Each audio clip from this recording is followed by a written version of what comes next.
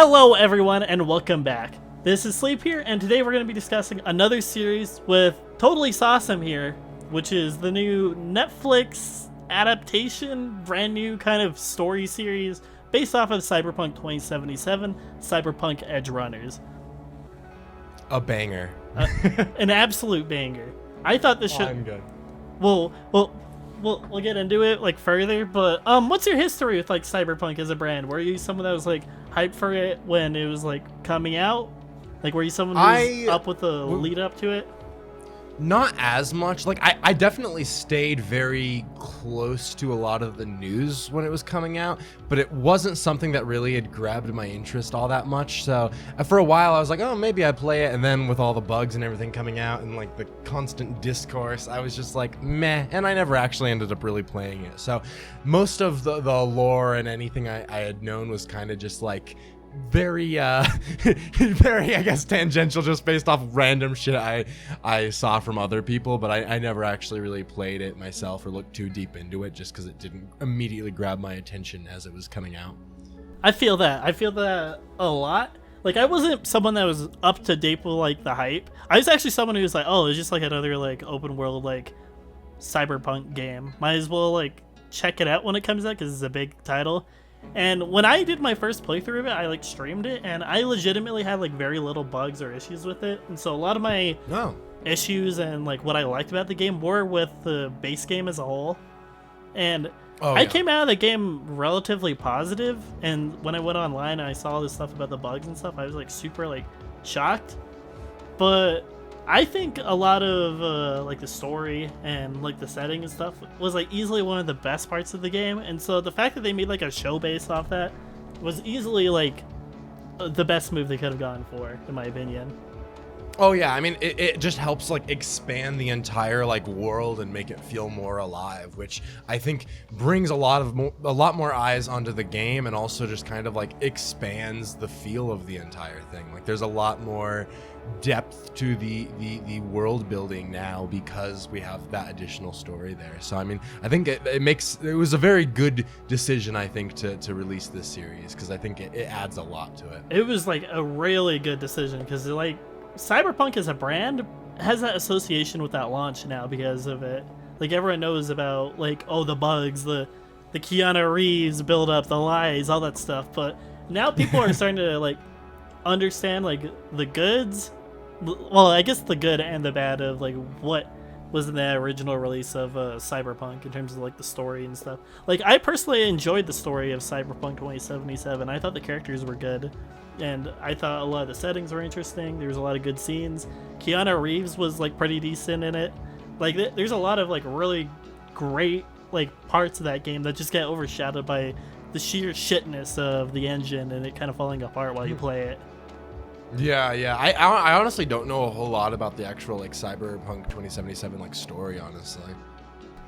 It's a really interesting one. I guess plot synopsis wise, you play as like a gangster, or like they really advertise like the huge branching paths element of Cyberpunk as a game, but honestly, like, for 90% of it, it's gonna play like the same in terms of story, and like only like the ending and beginning are really changed. Okay, interesting.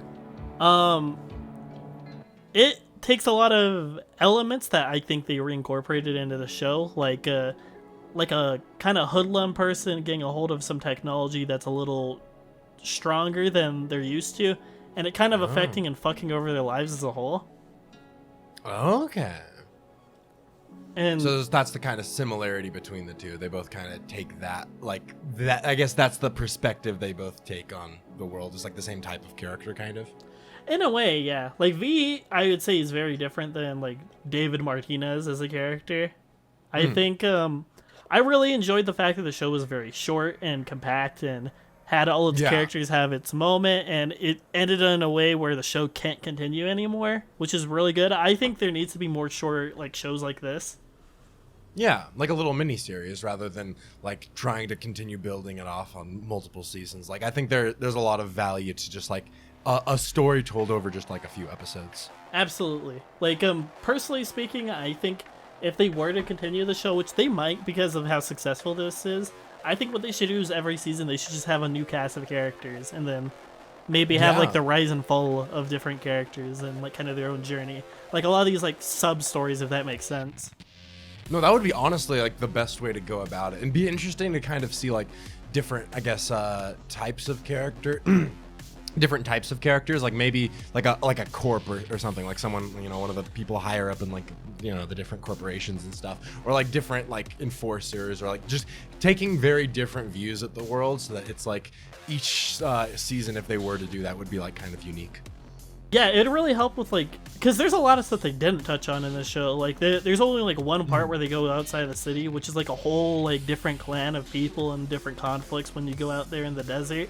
And like they go to the desert towards the end, but they don't really go and like get involved in that kind of stuff. So there's a lot of perspectives you could get in terms of that kind of story. Yeah, there's so much like world to explore that I feel like you could absolutely like do a lot of separate stories in a lot of different interesting ways. Absolutely. A lot of potential. But let's focus in on this story as a whole, because what did you think of its characters and like the presentation of the show? Because honestly, like the visual flair of the show was just amazing. Like I've been a little aware of Studio Trigger. Like, I'm not someone who watches a lot of anime, and so I've seen like a little bit of a Kill la Kill, and I forget what else they made, but Trigger's done like Darling in the Franxx. They've done what's it called? Little Witch Academia, Space Patrol, Lulu Co. I'm probably pronouncing some of these names wrong. They did the film Promare. What other ones have they done? Those are like a lot of the big ones. I think they also recently, I haven't seen it, but they did SSSS Gridman.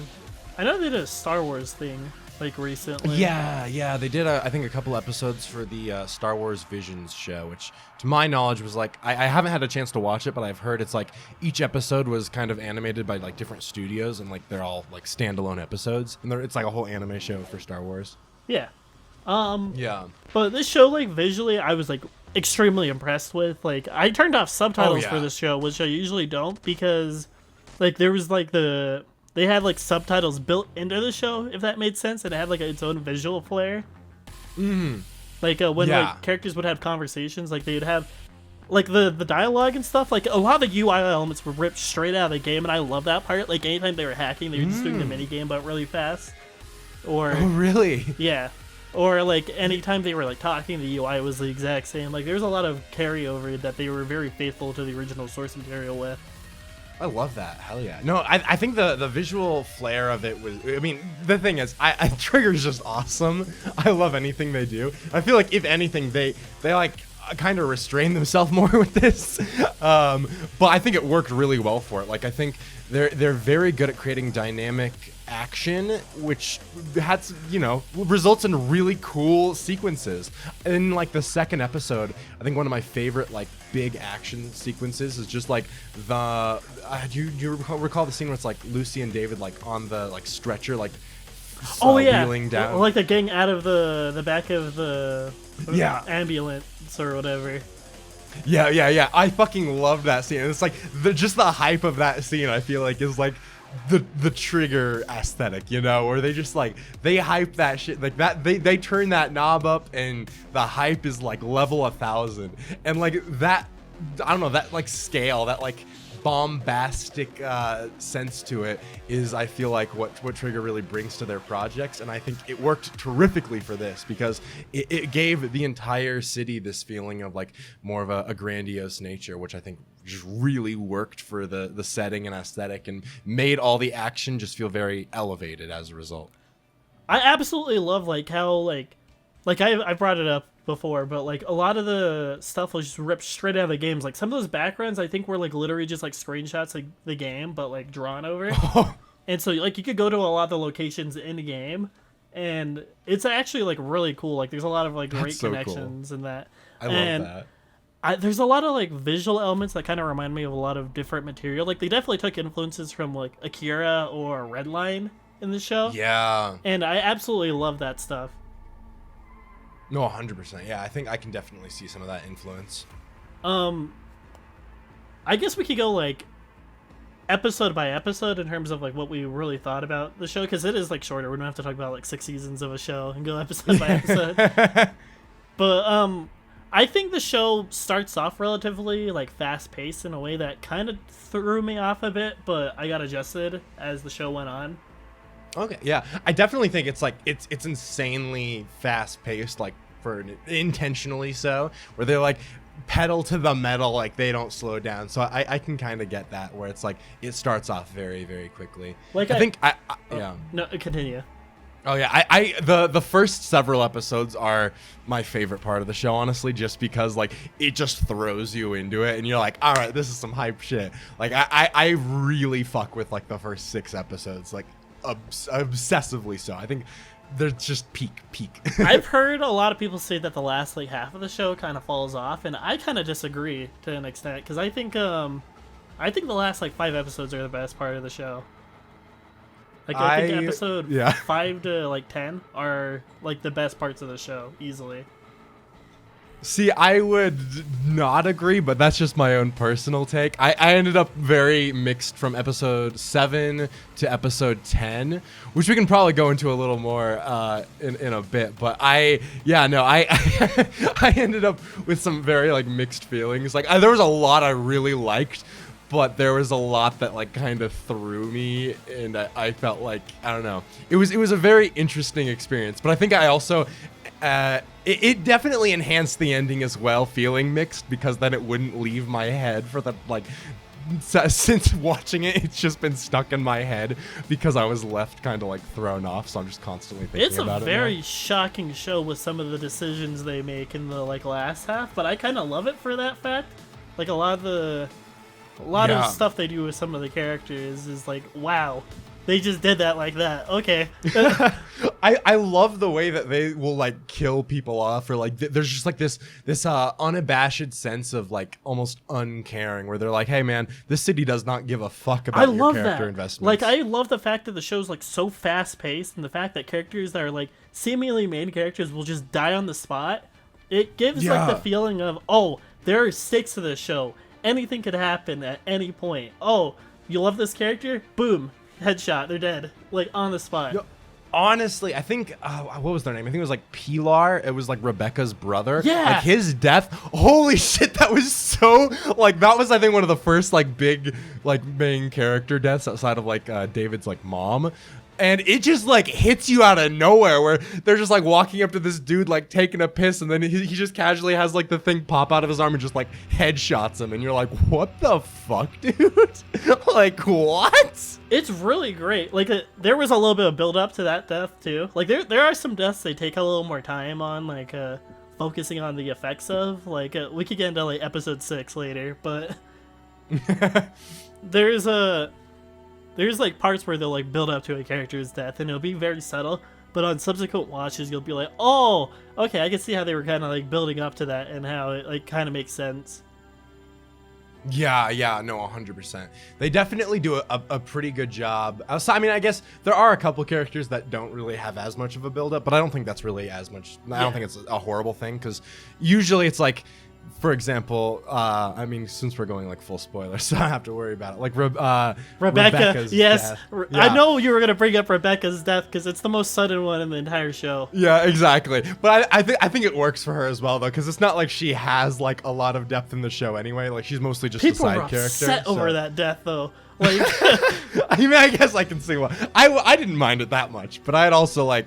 That was less of what I was focused on. It was a funny anyway. death, in my opinion. It was actually pretty funny, yeah. She's just shouting his. I guess it was like a mix of like it being funny as shit and it just having that shock factor of the aftermath shot of her just brutally just dead. Yeah, you just like see her fucking like skeleton and like the organs like fucking pooling out. They're very grotesque with this show. Like I don't know if Studio Trigger's ever been like this grotesque with anything before, but they were very like explicit, like. Yeah. Lucy, you see mostly naked through the show. Like, yeah. I think you see her more naked than you do see her clothed. Honestly, especially in the back half. I actually did really like that, though. I thought, like, I don't know. I think anime has a bad habit of being very like weird about ever showing nudity, and like if it is shown, then it has to be always like very ecchi or like sexualized. Whereas I feel like in this show, nudity was a lot more casual. Yeah, or even though it was like pretty common, it wasn't like stuff yeah, in like, the show is like very like it's like crazy looking, and it's like stuff that would be like crazy in any other show, but they're very just casual about it in this show. Yeah, and I love that. I think that's the way to go about it. Like, I think it really also adds to the atmosphere where you can like feel more ingrained in the world. It doesn't feel like you're watching something as fictional. Like, it feels a little more grounded, despite being very bombastic and sci-fi and not at all actually grounded. But just like the creative decisions they make and how they choose to like present a lot of those things, like make it feel more grounded. Yeah. And it's not like they were just like being edgy for the sake of, oh, we're that edgy show that has like a lot of nudity in it. Like, there's legitimate excuse as to like why there's like characters in nude, or like reasons that characters are like, there's like a lot of grotesque death and such. Like, there's a lot of purpose in a lot of these decisions that really feeds into the overarching like world and like story as a whole. Yeah, I think it definitely, like, I have like not a single complaint, honestly, really, for the most part, from like a visual like standpoint. Like, generally, I think it's just phenomenal from a production standpoint in like every possible way, and also the soundtrack. Yeah, the soundtrack, god tier. The thing about the soundtrack, I see a lot of praise for. Like, a lot of it was composed by Silent Hill 2's composer, Akira Yamaoka. And that dude does a lot of atmospheric tracks and stuff. But a lot of the songs from the show that are like super iconic were literally from the game, and people just like didn't know they existed because they didn't play it. Yeah, I heard it was from like a lot of them are from like the radio in game or whatever. I heard that and I was like, okay, it gives me more of a reason to want to actually play the game just so I can hear these songs again, because they're so peak, like every time, man. They like this show to the point of almost emotional manipulation, where I'm just like, they play a song, I'm already getting a little misty out of like, oh shit. There's a lot of this show's a lot like Baby Driver, where it has just constant music playing. Like, yeah, there's a lot of like, there's very little scenes where there isn't just a song blasting in the background. No, honestly, and I think for the most part, it works really well. I think Baby Driver is a very good comparison there. I think music is very much used a lot in the show to elevate each of these scenes, and it works very effectively. Like, I'm always a huge fan of using music to try to elevate like emotional moments and stuff like that, and that's why I fucked with it. I really just generally, with it too. Yeah, honestly. With early stuff though, I think episode 2 I really liked. That was gonna be a favorite. So, I ain't gonna lie. In my opinion, the weakest episodes of the show are episode 7 and episode 1. I think that's fair. I actually would probably be similar. Episode 7 particularly, I can agree with. I think episode 7's like, it might be one of the weakest episodes of the whole show, but I think it was kind of essential to establishing what would happen later on, and like kind of the journey. I mean, episode 7, I think, ties to a lot of my issues with some of the last few episodes. And I think, I've seen a lot of people criticize, like, the pacing of the show, and I don't entirely agree. I think, like, because I did look up to see, like, I'm like, okay, is anyone else, like, kind of having some, like, what are some of the critiques people are having? The most common thing I saw was the pacing. But I think, for the most part, the pacing works really well. I really like that fast pace. I think episode 1's the only one that I think is, like, the pacing goes against the show as a whole. Yeah, but yeah, the only other thing I have is just between episodes 6 and 7. That's where I felt like it was weird. Where it's not like the actual pacing of the episodes themselves; it's the gap between them that I felt like just feels kind of awkward and like, I don't know. I felt like there wasn't enough time between those two episodes for me to like. I don't know. It just feels very disjointed there, and I think that may have been, somewhat intentional to kind of do like a little bit of a time skip to be. They need to be more blatant with the time skip stuff, because it's a little like it's a little jarring to like mentally catch up with like where they are, because you're like looking at David and he's like a completely different person visually. No, exactly. It just didn't work for me quite as well, just because I feel like there's so much fallout from, of course, like Maine's death and everything in episode 6, and there's so much to explore there that I felt they kind of just like hopped over. And I do think a lot of it was like intentional, like they wanted to have like that jarring skip, but I would have much preferred to see the fallout of that like actually dealt with on screen, like the characters like talking, like David and Lucy, like their immediate reactions following that. And I do get it was like a creative choice to skip over some of that, but I honestly I think I would have much preferred it if we'd gotten to see some of that, or had like a more natural transition into the next phase of the show rather than just kind of like skipping forward, because I felt like that was just like a hole almost missing in the season that I think ended up causing problems like thematically later on when they didn't do enough of establishing some of that there. Yeah, like I think it was trying to do something kind of similar to Better Call Saul's time skip. Yeah, that's what I was thinking. Where Better Call Saul has the benefit of it being a prequel show and the time skip taking place after another show, and so we have the context for all that. This show we kind of don't. Yeah. No, exactly. Yeah, that show like had more leeway, I think, to do a time skip. But I guess like my biggest problem with like, I guess episode 1's probably my least favorite episode of the whole show, and it does a lot of good stuff with establishing the world as a whole, but my problem is the fact that they put a lot of emphasis on David's mom's death a lot, when us as an audience kind of don't care about her. Yeah. Like, I feel like she didn't really get much establishment as like a big figure in David's life, and like how she had an effect on a lot of his choices later on. Like we I guess we can get some like context from what we have, but I feel like we could have gone a little bit more in terms of personal connection between the two.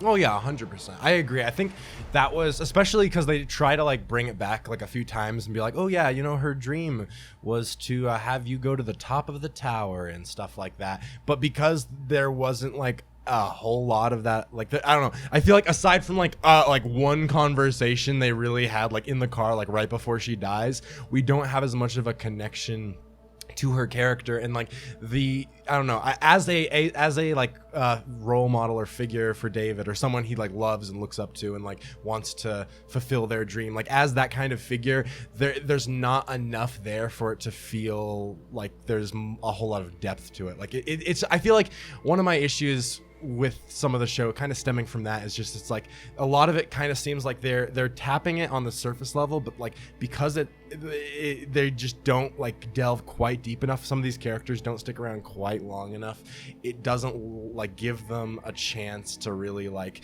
explore the full reality of like their character dynamics and like what that means for David as a character and like the general theme of the show. Yeah, I absolutely agree. Like I think there's the good comparison to like a good death in the show would be Maine compared to his mom. Yeah. Like Maine had a lot of good build up to, oh, he's kind of like losing it, and we kind of see the downfall of this character, a lot of him acting out in a way, and then him kind of finding comfort in his own death towards the end, and then David having to like psychologically deal with the effects of that death.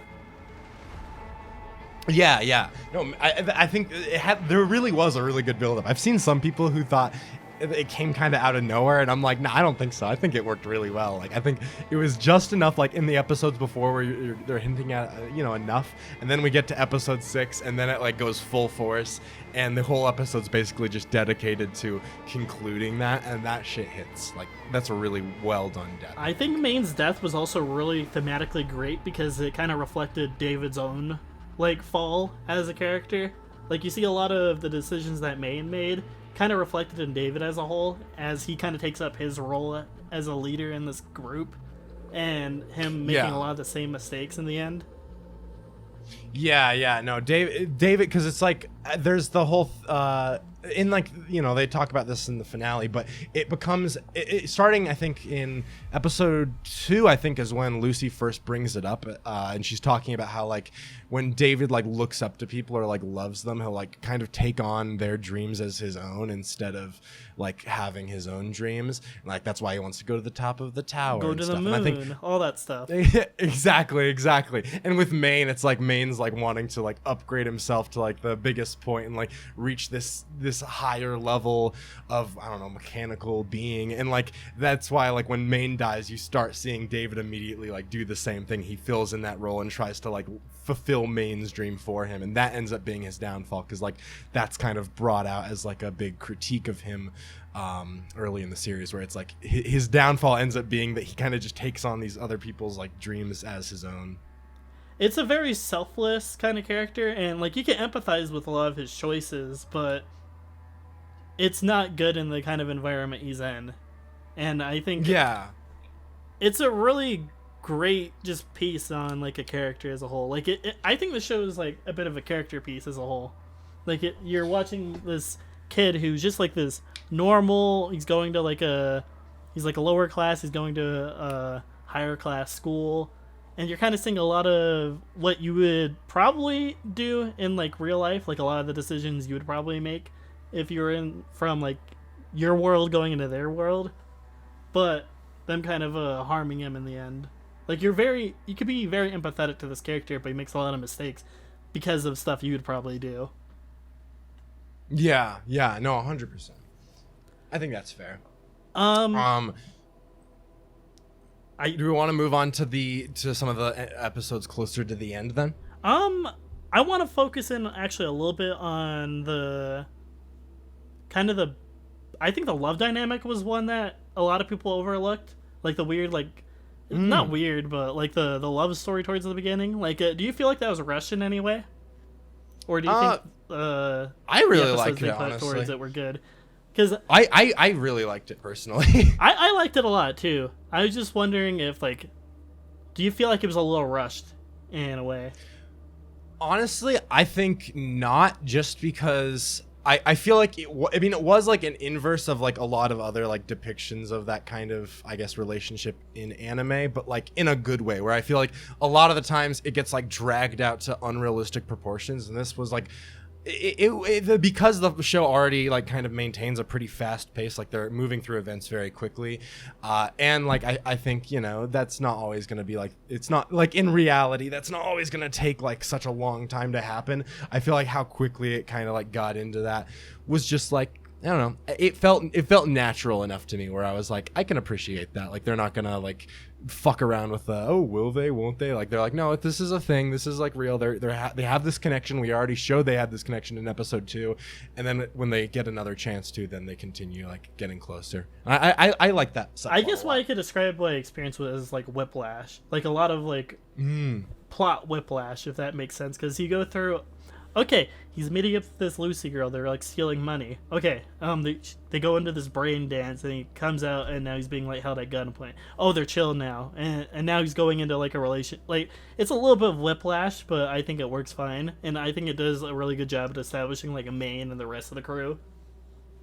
That's fair, yeah. You know, I agree. I think I really like episode 2 just because it's like the way that they introduce Lucy and then have him like wake up, be held at gunpoint. But then it like kind of comes back to it later, where they're like, actually, all the conversations they were having were pretty genuine. Like even though she was like luring him there to get captured by them, they were still actually having that moment of connection was not false nonetheless. And that's why I think it worked, because it wasn't like they made the whole thing like when they go to the moon in the like, I don't know what it's called, like whatever they use for the brain chip or whatever to go to the moon. So those things are called brain dances. It's like a VR, okay, I guess, way. There was actually some controversy when the game came out too about them, because when you go into them in the game, there's like some flashing lights and stuff, and apparently like the lights that they use were like the exact like patterns that people use to like test epilepsies. Oh, what the fuck? And so they like caused like a reviewer to have some epilepsy when the game came out. Like it was a whole mess. But Jesus, that oh god, you'd think that'd be something I know. they would have considered.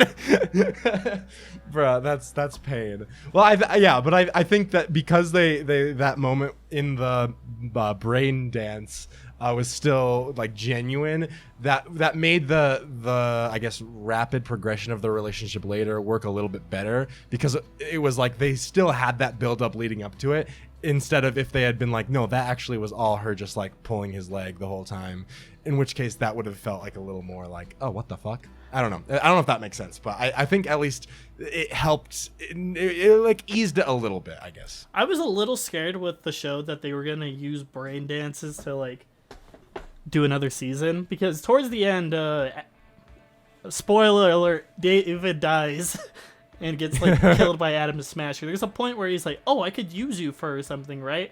Like there's like a point where he's like, "Oh, you would be really good if like we took your consciousness or whatever." Like a construct or whatever. Yeah, and that's exactly what happens with Keanu Reeves' character in the video game. I was like, when he said that, I was really scared they were gonna put him in one of those and then do another season where like David's in someone else's head, and I was like, oh god, please no. But luckily he decides not to. Yeah, then he's like, nah, I'm just trolling. That one's for the viewers at home. Winks at the camera. Fucking I guess we could talk about the last couple episodes, because I want to hear out a lot of your problems with those last episodes. Okay, I'm like, this is my time to. Okay, so the thing is, I think generally, because, and I also have to immediately start by saying I know I'm in a heavy minority on this, and I don't actually hate them either. I just don't like love them entirely. But I think my general problem can be kind of summed up in that there is a little bit of a kind of conflict between the intention and the execution of like the ending. Like I feel like the intention of what they wanted to do and the way that they actually execute it don't quite sync up, and I think some of the things they were trying to go for with like the character work and the themes didn't quite come off in the way that I think they intended. So I think a lot of that kind of just comes, like I was talking a bit before about like David's flaws, about being his, I guess his lack of his own personal dreams and how he adopts the dreams of others as his own. Because I think that they try to kind of bring that back up in the finale, like as he and Lucy are falling and he's like about to die, they kind of like have that little conversation, and he's like, hey yo, I went to the moon, or not to the moon, I went to the top of the tower and I fulfilled my mom's dream, and it's like they're bringing that like full circle. However, my issue with it is, so early in the season, when Lucy first brings it up, it's like she brings it up as like a flaw directly of his, like it's not a good thing, like, and she keeps bringing it up throughout the season, where it's like this is a problem, and especially after like Maine's death, that becomes much clearer, where like he is actively putting his body and health in like harm's way. It's like watching TV shows on like body parts and what to get, and you can kind of see him being like drained from the inside. Exactly, like it's clearly like this is literally what causes his downfall. Like it's not a good thing, and I do think that was like the point they're trying to make kind of with the end. Like the reason that things end up falling is because he didn't like. He kept kind of piling on the dreams of others. Like he kept being like, okay, I'll take on your dream, instead of like, you know, getting his own dream. He was like trying to carry the weight of the passion. world in a way. Exactly. And it's like I think that works for it. Like I think that's what they were going for. They're like, yeah, he was never able to really like find his own dream, and that's what caused his downfall. And I'm like, okay, that's fine. And even with Lucy at the end, like he makes his like final goal. He's like, hey, no, you gotta live, man. You gotta go to the moon. Which also, again, I think that's like another big thing there, where it's like Lucy's like, nah, that's not even my dream anymore, fam. Like I want you to live. I've just wanted you to live. I've been telling you that this whole time. And he just couldn't see that like that was really what she wanted. So he's like striving to achieve this goal for her that she didn't even like want anymore. And I think all of these things kind of like compound to be like, yes, these are like, you know, almost like personal failings for him and all this. But I think the issue kind of comes out where it's the way that scene is executed it doesn't come off as much as like David kind of having made these like mistakes and like having been like, oh wow, yeah, you kind of fucked up here. Like it's more like just like a sad, like with the music and everything, which I do love the song there. It's the song, I think it's I Want to Stay at Your House or something like that they play a few times throughout the series. And it's like, it's more of like a sad goodbye, you know? It's like, I don't know, his like final decision here and his failure to establish his own dream and like this last conversation don't really feel as conclusive for his character. It kind of just, because nothing really feels like, he doesn't feel like he really changed all that much from that sense. I guess it, where it's, I'm sorry. I don't know, it's just like he started off taking on other people's dreams and he ended still taking on other people's dreams. And I think that could have worked, like I think that was the intention. They're like, yeah, he didn't grow, but because they don't emphasize his lack of growth as like a problem, and they more so are like, oh man, it's the sad music, and they kind of blow through this. Like they rely on the music, they have that kind of carry the emotional beats. It's a very short scene, and I think it comes off a little differently, and I think community reactions to that scene also like further emphasize that, where it's like I've been looking at a lot of comments on different YouTube videos, and like a lot of people I think have very weird readings of that scene where they're like, man, he did all of it like for her and he fulfilled her dream, and I'm like, that wasn't her dream. Was him being a little more content with his life and kind of where he went. Like he definitely saw problems with like what he was doing. Like he definitely tried to the very end to like get his like way while also not like dying, but he found like some contentness while, I guess, getting in that suit in episode 7. Like you kind of see like Rebecca's like, get the fuck out of that suit, you dipshit. And you can kind of see this like feeling of, oh, this is probably the end of it for me. Like I have all these like things on my back and I'm kind of ready to go out. And you can kind of see this character feeling more content with, okay, I'm just gonna go out in a blaze of glory and hopefully fulfill the dreams of the others around me. And you can see all these people around him being like, no, don't do that, that's not good for you. And even like there's the doctor who's like, oh, go live out being a legend or whatever, which is kind of a theme within the series where I guess now series where in the game there's a lot of moments where they talk about, oh, you want to go out there, be a legend, want to be like known and remembered, that kind of thing. And you can kind of see that reflected within David as a character. I just wish they kind of established that a little bit more in the show itself. Yeah, I think that's really like, I think if his flaws were explored a little more, and it, like instead of being just kind of hinted at or kind of rushed through, if they were like really more dissected, I think that like the ending I think would really work if they had just like highlighted more of that, and if that had been like a little bit more of a focus, because I think it didn't, like, I don't know.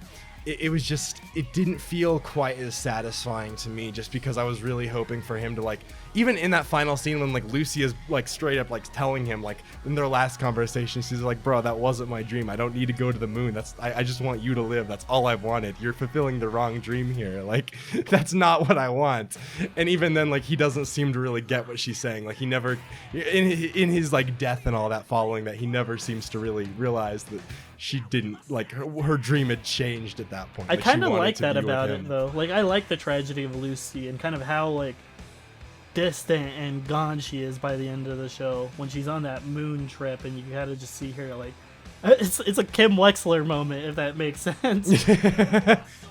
I think I like the whole tragedy of it as well. I just wish that like he himself had any resolution where he at least like realized any of that like mistake at the end. Like, even as she's telling him, he still doesn't like get it. I think the ending for her also works for the most part. Like, I fuck with like the last bit of her on the moon, but I think my other issue the last few episodes is that Lucy's like use in the story is just kind of, it's a little weird. Like, did you watch the dub, by the way, or did you go subbed? I did watch the dub. Okay, so I think her and Giancarlo Esposito's like part was a little weird. Oh yeah. Like, I think that element of it was developed like very last minute. Like, you can see elements of him like early on. He's like, oh, he's kind of a scary figure, but like the entire like planned part of like Arasaka Tower and them trying to trap him, it felt a little sudden, and I don't know why like Lucy was going around like killing people completely. I don't know if I like missed something there.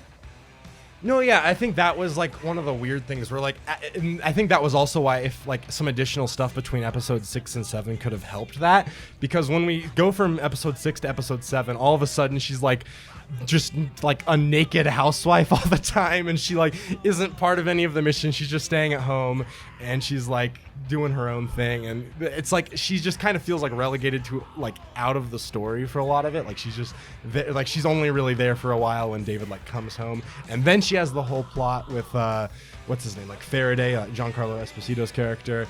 And you're like, okay. And then ultimately, it's like for the last couple episodes, she kind of just is relegated to being like the damsel in distress almost. And I fucking hate when they do that shit. That's like always one of my biggest irks when they like put like the big female protagonist just as needing to be saved in the end. Because she basically is just like completely taken out of commission for the last like 2 episodes so that David can go save her as he's going through cyber psychosis. And I was like, come on. She was like the best, like, her and David's whole thing, and like those 2 characters were like peak in the first half. Like Lucy is one of my favorite parts of the show, but then in the second half of the show she does very little, and even the stuff she does do just feels like out of nowhere and not that like yeah, it's a lot of like weird B-plot stuff. Like it's like David and like Rebecca just going around with like random people, them just dying and them kind of just doing missions. Like it's really weird. Yeah, it's just it doesn't have like the same weight to me, and I think Lucy, I was just ultimately just kind of saddened because I was really hoping Lucy would be like can retain her level of importance to the story in the second half, but then she doesn't really do much in the second half outside of getting captured and getting saved. Like she doesn't have much of her own like agency or take much action herself. Like the only action she does take is a trap for her to get captured, which is like, okay, that's unfortunate. It is like, come on. Yeah, but I mean, okay, the only reason I feel like I do sound negative about a lot of this, but the only reason I am is just because I love so much of the show that I was disappointed that some of these like weren't quite as up to the like level of the rest of it. I still think generally, even the last few episodes I still like, I just don't like love them to the same degree I feel like I would have if some of these parts had been like, you know, executed a little bit better. I think we could all agree that episode 6 was like the best episode. Like it had great pacing. Yeah. It had that amazing scene where David kind of loses his mind as the explosion goes off, and the music's kind of kicking in, and it's kind of chaotic, and it has this like great like atmosphere to it in that moment. Oh my god, yeah. And then him like fucking just what is it, like when he just zooms back into the car at the very end, like just dead. Oh god. Yeah, he's fucked up. He got no one out of there, and it's just and like poor Lucy is just trying to like get him to like go, and then he's like, nah, be right back, and she's just having to like wait, like thinking he's like dying, and like I don't know, the tension of that whole scene, it's palpable. It's so good. It kind of reflects like that entire episode kind of reflects all the self-righteousness within the characters. Like there's a lot of like, oh, will you do it for me, or I believe in you, that kind of stuff at that moment, and it kind of shows like they kind of force each other into saying something you don't really believe in that moment. Yep. No, 100%. It's done so well. I love there. Oh man, yeah. No, episode 6 is really good. I think episode 6, and then I honestly also episode 2 might be up there for me as well. Just because episode 2, I don't know, something about it hit different for me. Like it I think that was when I first was like, oh yeah, this show like has some soul to it. Like there is a heart in this show. I think there was another episode in the early part of the show I really liked, but I can't remember which one it was. It's really good. I'm trying to think of what else I want to bring up.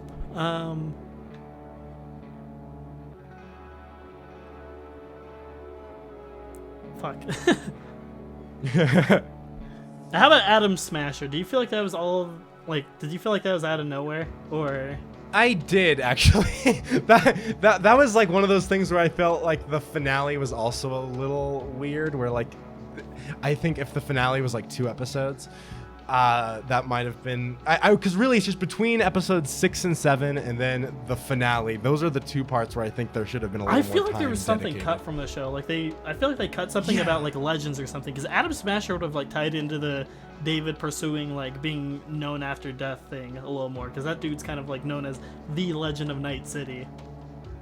No, 100%. Yeah, because Adam Smasher just kind of like comes in the last episode, and all he does is he's just there. They briefly to mentioned beat him David. before, but they don't really go like, like they do have a little bit of a like a talk about like the legends of Night City inside that like bar and such, but they don't really like go further about it, if that makes sense. Like that was a theme I feel like they could have dug a little deeper into. 100%, because it just like the build-up isn't quite there, and that's another one of those things that I'm like, I could see that maybe as being like somehow like partly intentional, where they're like, oh, we wanted it to be like Adam Smasher's just another unrelated force, and David's ends just because some bigger like maybe they power did that just kills because him. like they wanted to make Adam Smasher super hateable, so people played the game and killed him. I've heard that in the game his boss battle is like super easy or something. It's really too. lame. There's like it's a really lame boss fight. You just go in there, he like shoots rockets at you, and then you. Yeah, what I did, which I guess speaks to the futility of David since he got beaten by Adam Smasher. What I did was I went in, at least on my. We could go a little bit of discussion on just Cyberpunk as a whole, because there's a bit to talk about. That game kind of gets broken by melee. Like you just go in and you just like swing a sword, and you'll usually beat most bosses and such just like by clicking right click. But yeah, it's super interesting to see the effects the show has had on this franchise, just because like the weird launch, and now we're getting a sequel that just kind of got like half announced like yesterday. Yeah, I heard something like, what was it, like Cyberpunk Orion? Is that like the official name, or is that just like It's a working name. They have a DLC coming out for it, and I like there was a little bit of an update like recently where they kind of title of Edgerunners stuff into the game. Like you go and meet with the cowboy dude or whatever, you could get David's jacket. Hey, that's pretty cool. But which I think that's pretty neat, because like it kind of shows the ongoing nature of the world and kind of how everyone moves on. And I do like because David's stuff is all canon and stuff. Like you go to like a bar and you get a drink called the David Martinez, and it kind of references him. Yeah, I think I do like that a lot as well, that they actually like it's not just like based on it, like it's actually canon to the world, like it is in the cyberpunk world, like it takes place in the canon. I think that was really It's cool. really neat. I think next game that they do, they should maybe try to go for an anime style. Like I think it'd be really interesting to see them do an open world kind of anime-esque style after seeing the success of this show. Oh, honestly, did you hear about the like kind of I don't know if controversy is the right word. Did you hear about like how they wanted to remove Rebecca from the show originally? Yeah, I've been seeing the word lolly trending on Twitter over the past like 2 days because of this shit. And yeah, although I think that's weird because I don't even think she's really like a lolly. It's like, it's a I feel weird like she's discussion. just short. Yeah, I don't know. I like at least they Trigger like stuck to their things. And they're like, nah, she's a great character. We're gonna keep her in. But I do think it is like I don't know. I've seen some people who have some weird takes with that, where they're like, no, she's a lolly. Like, yeah, stand up to the Western media. Oh, it's whack. I don't know. I feel like I think Rebecca is just a short woman, and that like is not that weird. But some people are think it's kind of weird. I don't know. It's a little weird in my opinion. I don't like how people are using it as like a symbol for trying to make lollies more of a normal thing. And I mean that's fair. I just think her character should be irrelevant from lolly discussion in general. her character I is don't view her as one. I saw a lot of discussion of the show like before I watched it, with them kind of hyping up Rebecca as a character, and I was like, she's kind of just a side character. Yeah, she's very fun though. I will say she's like a Harley Quinn-esque energy to her. Yeah, I just fucking love the scene. I think it's like her most popular scene where she just like opens the door with like a gun to his face. Just like that was peak. I was like, all right, I'm sold. Fun fact about her house, by the way, you could go to it in game. I think it's like a crack den or something like that. Like after she's died, it just became a mess. Oh, I love that, honestly. It's I thought her vibe like fit the setting very well. Like I feel like it felt fleshed out because of like I don't know, her personality felt like it fit in very well, and I was like, yeah, that's believable, like 100%. I could totally buy Oh, someone we completely forgot to mention was the backstabbing like netrunner girl, the one with like the weird mouth who gets punched. I did not give a fuck about she her. Just was like, I forgot she was there half the time in the show, and they kind of try to make me like give a shit about her on like the last like episode. I honestly thought she was just gonna be like, because she's there from like the beginning, but she never like is really too involved in anything. So I was like, oh yeah, she's just like an extra person on the team. She doesn't really matter that much. It's whatever. But then they like try to like actually bring her into the plot at the end, and I was like, wait, but like you haven't actually like given her any like depth. So she got like, punched why should once. I care? That was it. That was it. That was the peak of her relevance, and now she's okay, sure. Like I just was like, fine, I guess. Like it wasn't like, it was just weird. I don't know. I just didn't care that much. Yeah. There was also like the cowboy taxi driver, which I mean they didn't try to like put too much emphasis on him. I was just like, oh, this is just part of the main cast now, I guess. Yeah, peak. We love to see it. So who'd you say your favorite character is, like from the show? Honestly, I just like David as like a protagonist. I like seeing his rise and fall as a character. I think it's really good. It's very similar to V's in the game. Okay. Yeah, I really want to play the game. I'd say for anyone that's like listening to this, it's like, oh, I watched the show. I might go play the game soon. Don't until the DLC. I'd say wait until the DLC because there's still a lot of like weird systems. The gameplay still isn't like fleshed out. They're gonna be like revamping the police system and stuff. I think once the DLC drops, which I think is like February, I think I heard, it'll be a good time. It'll be a pretty decent time. Hell yeah. Honestly, I really might end up playing it. Like it is funny how well of an advertising job it's this an amazing does. advertisement. It's completely made everyone forget about the fact they overworked their like employees and like cut their like budget and shit. Like it. Honestly, oh my god. Yeah, but back to the favorite character thing. Sorry, I didn't actually say my own. I think for me, I think Lucy's probably my favorite character. It was always peak. Yeah. Until like even though she didn't do much in the second half, but I think she was pretty much like the soul of the show.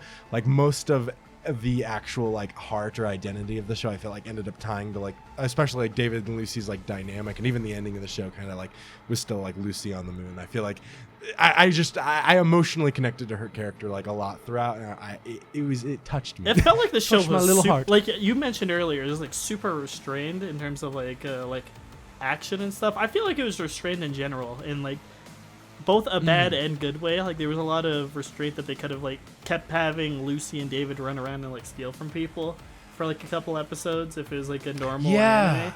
But they kind of just went like right into like the other stuff like really quickly. Like there was a lot of plot points that could have gone on for like a lot longer than they did. Yeah. I actually I think that's actually a very good point. I could totally have seen them like keep like them like stealing or pickpocketing from people on like the train. Like that absolutely could have gone on longer. They could have built that. I think like I like it with the fast pace because I do think like it works, but I also think it would have worked very well if it was longer. Like if they had like taken more time with it, I think that would have also worked. Like I get why they did the fast pace, and I don't have an issue with it, but I would have been totally fine seeing it for longer, just because I think the characters were good enough to like they could absolutely carry like a longer show. In my opinion, what they should do if they like continue the show, which I think they could and maybe should, but they should do a certain approach to it, because I think if they do it like badly and do some like David microchip shit, that'd be awful. But if they make Edgerunners, because Edgerunners in the show is like a snuff film series from like some hacker, right? Like you kind of see the rise and fall of these like psychopaths. Wouldn't it be interesting if that was like the entire premise of the show going forward? Honestly, I would fuck with it. Yeah, I think it'd be really interesting to see how these characters kind of like rise and fall. Like, well, we know the inevitable like end of them, but I think it'd be really interesting to see all these like different character pieces from people all over like Night City and outside of Night City. Honestly, yeah, and I think that kind of would like tie into just like the general, I guess, the way that cyberpunk stories end, where it's like, I know it's like notoriously the genre is known for like having these characters always have like this downfall, or it's like it's never like a happy ending. The city always kind of triumphs. So I think like that type of show where it's like the characters, you get to always see their rise and fall and see how it all comes crashing down, like would absolutely fit with like the way the genre works, like the function of it.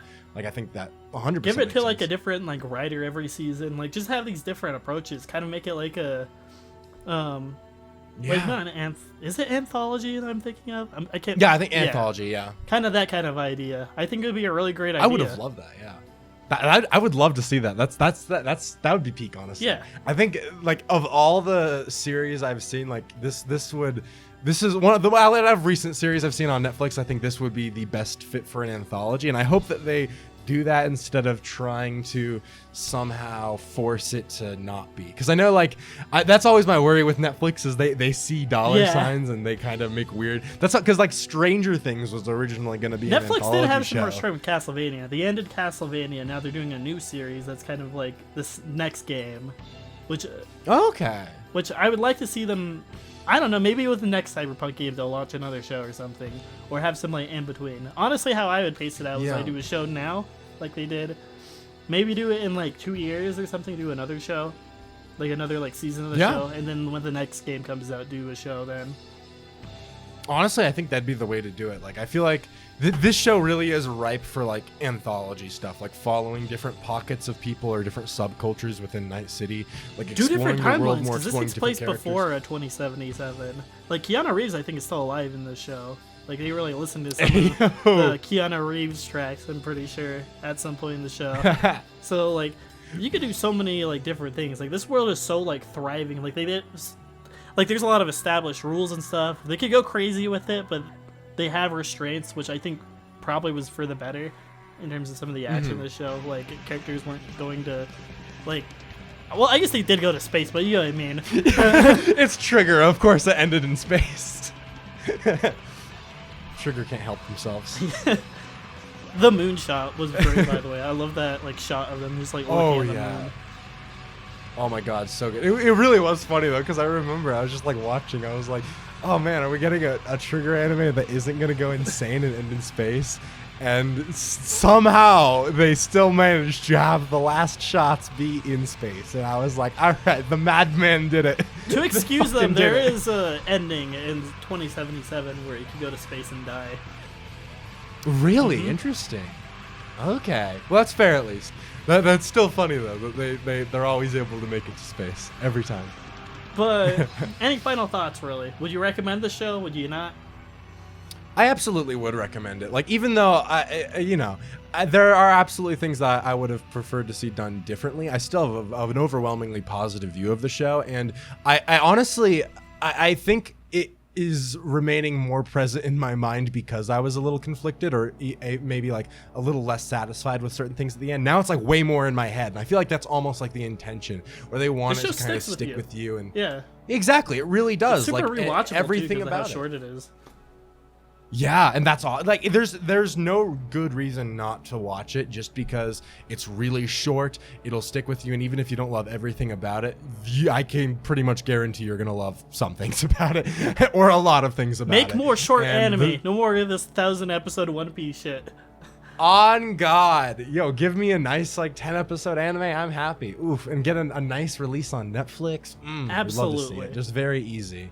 Very easy I'm to watch. scared. So, yeah, of I definitely Netflix, would. Though, and they're just gonna lose all this media to like time. Oh, like God. we're gonna have some like giant archival thing we're gonna have to do. Yeah, that'll be a scary day. Oh God. So what about you? What would your like final takeaway? I'd recommend it. Yeah. Even if you don't like play the game or anything, there's like a lot of stuff. Like this is very much a show like anyone could watch without like any knowledge. But if you have played the game, there's gonna be a bit of like nods to you. So absolutely, go watch it if you want. I think it's one of the better shows from this year. Hell yeah! I mean, I haven't played the game, and I can say I still mostly enjoy it. So I'm like, hey, use that as your example. I'm like, there you go. You don't need to play the game, but I from what I've heard, yeah, it sounds like the fan service for the people who played the game is also really good. Yeah, Overall, thank you guys for hopping on by. This has been Sleep, and I've been joined here by TotallySaucesome for another great video. Thank you guys again for hopping on by. Bye. Bye.